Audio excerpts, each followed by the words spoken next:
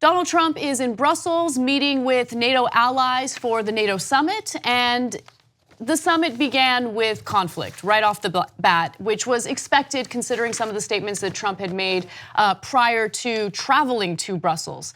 Now, there was a heated exchange between Donald Trump and the NATO Secretary General Stoltenberg. Stoltenberg has been very nice and complimentary toward Trump because it is my suspicion that he understands that's the only way that you could potentially get through to Trump in some way. And so even through this very combative exchange, you can see that Stoltenberg is trying to negotiate with Trump with a cool, calm, head intention. And Trump fights back by arguing that Germany happens to be a puppet for Russia. Yeah, so we're gonna get to the details of that. I'm gonna break it down for you in just a minute. But first, let's take a look at the first part of this exchange. So if you go back 10 or 20 years, you'll just add it all up. It's massive amounts of money is owed. The United States has paid and stepped up like nobody. This has gone on for decades, by the way. This has gone on for many presidents, but no other president brought it up like I bring it up. So again, that goes along with what Trump has been saying. The US pays too much, our allies pay too little. To be fair to Trump, as we mentioned yesterday, our allied countries promised to increase their spending on NATO back in 2014 after Russia had annexed Crimea. And they have not followed through on that, specifically Germany. Germany said that they would increase the spending to about 2% of their gross domestic product, and they have not done that. They promised to do about 1.5% by 2024. And the only reason why they promised to increase it is because Trump has pressured them to increase the amount they pay. Now, to be fair to the European allies, they had actually been increasing all along, even before Trump came in. But I do believe Trump's pressure did help to ratchet that up. And so we try to give credit where credit is due, but there's a line between strength and bullying. So if Trump just stuck with strength and handled this behind the scenes and maybe tweaked them in front of the scenes, et cetera, and got them to increase their percentages, fine. But now, of course, because he can't help himself because that's who he is, he resorts to public humiliation and bullying and embarrassing everyone at the table. And there's a breaking point, and at some point, they're going to break, and they're going to do what is logical, which is, okay, well, then I guess if you're not our ally, we're going to go find other allies, especially economic partners. And there's a very serious consequence to this as well. Another thing he can't help himself with, of course, as always, is no other president was doing it, and now I'm doing it. Shut up already, Jesus Christ. I mean, everything's a stupid brag.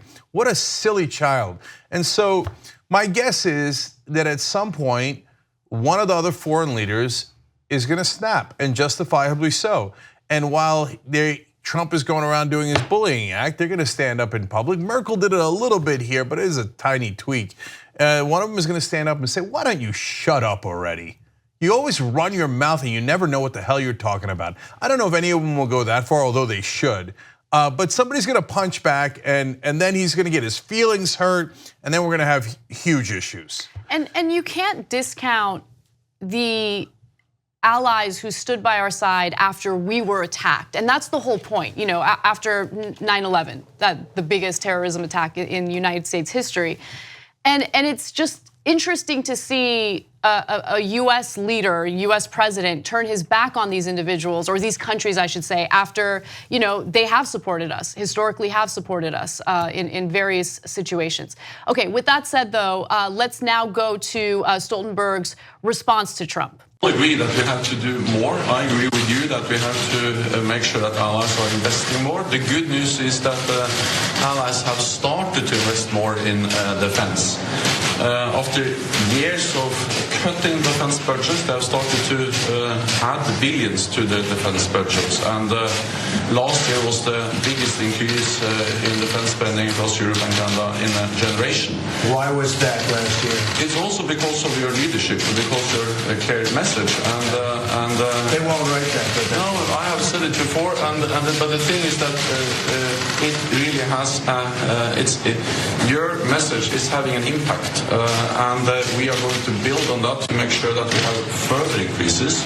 The US military presence in Europe helps to protect Europe, but it also helps the United States project power to the Middle East, to Africa, and I think also that the military clout of Europe, the economic clout, the political clout, also is helpful dealing with Russia.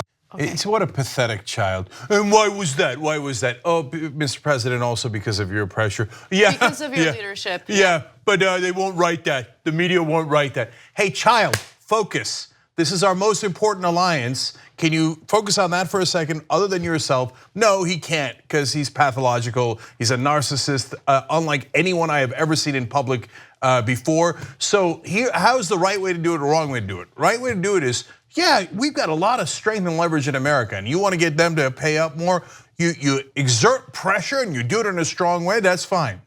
What part of that involves having to kiss your ass? Like if you say, hey, I'm gonna use American power to deliver for American voters, citizens, etc. Great, I want a president that strong. But if you say, but and also you gotta tell everybody, hey, it's me. Then you're pathetic, man. It's sad watching this guy every day looking for, he's so insecure, how can you not see it? He's like the weakest man alive. Hey, somebody give me credit, please give me credit. It was me, wasn't it? Stoltenberg was me, right? And ironically, he could have used that moment to really prove what he thinks of himself, which is that he is strong, that he is a good leader, that he is a good negotiator. Because if you listen to what Stoltenberg said, by the way, in an effort to finally get Trump to cooperate, he was very conciliatory. He was conceding exactly what Trump wanted, right? You want more money to be poured into NATO, into this alliance, and we are going to do that, and it's because of your leadership. But what Trump does is, you're right, Cenk, he appears to be even more of a child by constantly wanting validation and credit. And then on top of that, the way that he's about to respond to Stoltenberg, and you're gonna see in the video that I show you, I think it pushes people to not want to negotiate with Trump, to not ever want to concede with Trump. Because essentially when you do agree with Trump, or when you do concede to Trump, he ends up looking at you as if you're weak, and then he doubles down. He attacks even further. So to prove my point, here is the next part of this exchange where he starts talking about Germany's relations with Russia. Take a look. Well, I have to say, I think it's very sad when Germany makes a massive oil and gas deal with Russia, where you're supposed to be guarding against Russia, and Germany goes out and pays billions and billions of dollars a year to Russia. So we're protecting Germany, we're protecting France, we're protecting all of these countries, and then numerous of the countries go out and make a pipeline deal with Russia, where they're paying billions of dollars into the coffers of Russia. So we're supposed to protect you against Russia, but they're paying billions of dollars to Russia, and I think that's very inappropriate. And the former chancellor of Germany is the head of the pipeline company that's supplying the gas. Ultimately, Germany will have almost 70% of their country controlled by Russia with natural gas. Okay, so I have a lot to say about this. I do want to preface it though by saying that the pipeline is a bad idea for numerous reasons. However, Trump attacking Germany for having any type of economic tie to Russia is ridiculous, especially when you consider that the United States did a considerable amount of trade in energy with Russia during the Cold War. So I'll give you the facts and details on that in just a minute, but Cenk, I want you to jump in. All right, so first of all, in another part, he said Germany, as far as I'm concerned, is captive to Russia because it's getting so much of its energy from Russia.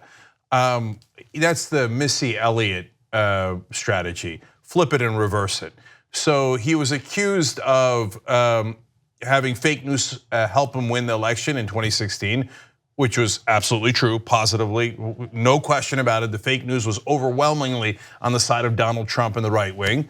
And what did he do? He flipped it and reversed it, and he's like, no, I'm not the fake news, you're the fake news. Which, by the way, of course, another childish thing. Oh yeah, it doesn't stick on me, it goes on you, or whatever the kids say, right? Yeah. About rubber and glue. Okay, so And in this case, I'm not captive to Russia. You're captive to Russia. Got you. All right, Jesus Christ. All right, now the part that is valid is that former German Chancellor Gerhard Schroeder has a very questionable deal with the Russians. He, right before he left office and after he was voted out in that interim period, he made a deal for this pipeline with the Russians. Then he goes over and immediately afterwards starts working for the Russians. That's crazy. That's crazy. He now is the head of Rosneft, the largest gas and oil company in Russia. So now, but the important part is, why does Trump care? You know, so some of the articles rightly point out, oh, you know, this circumvents some of our Eastern European allies like Poland and Ukraine. Let's pause to think about whether Trump would give a damn about that. He does not. And just to buttress your point, I mean, he seems to support the Russian annexation of Crimea, and he makes sure to mention that the reason he supports it is because there's a lot of Russian-speaking people in Crimea. I mean, come on. Yeah. So I believe the actual reason that Trump is opposed to that deal is because we had a giant deal with Rosneft, ExxonMobil did. And I've told you about that many, many times, and that was a $500 billion deal, but its revenue could equal up to $9 trillion. It was an enormous deal with the Russians. So apparently we, and in this case, the right wing and the Republican Party and Donald Trump doesn't mind making a deal with the Russians. Apparently he didn't think it would make us captive to Russia, as he just accused the Germans of being. It's just that he wanted the deal and he didn't want the Germans to get it. So that's why he brings it up now. Right, and also, just to give some credit to our allies and others who believe that this pipeline deal is a really bad idea, it essentially does make Germany a lot more dependent on Russia. So according to reporting, Germany is Russia's biggest export market in Europe for gas, with a dependency that may grow further once this Nord Stream 2 is finished. This is, by the way, the second pipeline. So this will again increase the dependency that Germany has on Russia for oil. Now, moving forward, why are other allies concerned about this? Well, let's take a look at what happened several years ago. Let's go to graphic 5. Amid the fallout over the Russian annexation of Crimea, Russia cut off Ukraine's gas supplies for weeks in what Kiev said was an attempt to blackmail Ukraine. EU pressure on Russia helped to eventually solve the conflict. So that EU pressure is important, and that included Germany, right? But if Germany is very, very dependent on Russia for its energy, for its oil, then it's less likely to be as vocal in supporting countries like Ukraine. Yes, so I'm concerned about that. I'm concerned about what appears to be brazen corruption by the former leader of Germany. But I don't think that Trump's concerns are the same as ours. Can you imagine? He's like, oh my God, what's going to happen to our ally Poland? No concern. Couldn't care less, right? Yeah. And is he like, wait, this appears to be corruption. I'm really concerned about corruption, especially in a different country. Come on. He's very worried about that. Right. All right, so final part of this was Stoltenberg's response. And in it, just pay close attention about what he says regarding trade, because it is relevant. Take a look. NATO is an alliance of 29 nations, and there are sometimes differences and different views and also some disagreements. And the gas pipeline from Russia to Germany is one issue where allies disagree. But the strength of NATO is that despite these differences, we have always been able to unite around our core task to protect and defend each other, because we understand that we are stronger together than apart. I think that 2 world wars and the Cold War taught us that we are stronger together than apart. But how can you be together when a country is getting its energy from the person you want protection against or from the group that you want protection? Because we understand that when we stand together, also when dealing with Russia, we are stronger. I think what we have seen is that... No, you're just making Russia richer. Well, you're not dealing with Russia, you're making Russia richer. Well, I think that even during the Cold War, NATO allies were trading with Russia. Then there have been disagreements about what kind of trade arrangements we should go. I think trade is wonderful. I think energy is a whole different story. Okay, so I know, it's amazing. What Stoltenberg said there was 100% accurate though, because European allies, along with the United States, did trade with Russia, with the USSR during the Cold War. And by the way, traded oil. Okay, look, this is insanity. Nothing he said makes any sense. Yeah. So have we traded with Russia or other people that we consider not our allies, not our direct allies before? And now, all the time, we have hundreds of billions of dollars in trade with China, with Russia. We do, not just Germany, not just the European countries, we do. In fact, Donald Trump just lifted sanctions on the Chinese company ZTE, which we were worried was spying in on us and causing national security problems for us, et cetera, et cetera. So what happened to, oh, you can't, well, you want protection from them, but now you're doing trade with them. Yes, you could do both of those things at the same time. You could be concerned about Putin, you could be concerned about China and still do some degree of trading. Germany needs that energy. They gotta get it from somewhere. We might not be happy with that deal, but of course they need trading partners. The energy in Europe is dwindling as a resource. They have to get it from somewhere else. And that leads to the final irony, which is that Trump wants to do an energy deal with Russia, with Rosneft. So I could understand everything, but not energy. Then how come you want to do an energy deal with Russia? What an unbelievable liar. Right. And he says, at one point in that exchange, he said, so explain that. And it can't be explained, and you know that. No, it can easily be explained if you weren't a child, if you did any homework, if you cared about your job, and you cared about anything relating to the American people and actually looking out for our interests. It reminds me of Bill O'Reilly with tides go in, tides go out. You can't explain that. Yes, we can. We have scientists that explain it. In this case, this is simple economics. Anyone can explain it if you bother to study it for 1 minute. And finally, the most important part of all of this is constantly questioning the alliance itself. For whatever imagined or real reasons, you're not paying enough of your bill, you're doing a trade deal I don't like, et cetera, et cetera. So now, what is the heart of an alliance? Don't attack any of these countries, otherwise we are an alliance and we will counterattack or defend ourselves against you. If now our adversaries think they're not really going to defend each other and they have internal dissension, now Trump is calling into question the entire alliance. Estonia is in NATO. Estonia has a lot of native Russian speakers. That's Trump logic, okay? Maybe I go take Estonia and see if they're actually gonna stick together. Well, that's certainly gotta be crossing some people's minds. And if you have an alliance where it is not rock solid that you guys are actually going to defend each other, then it's not a real alliance and it encourages your enemies. Bingo. 2 easy ways to follow the Young Turks. One is hit the subscribe button down below, then you're a TYT subscriber. And second is ring the bell.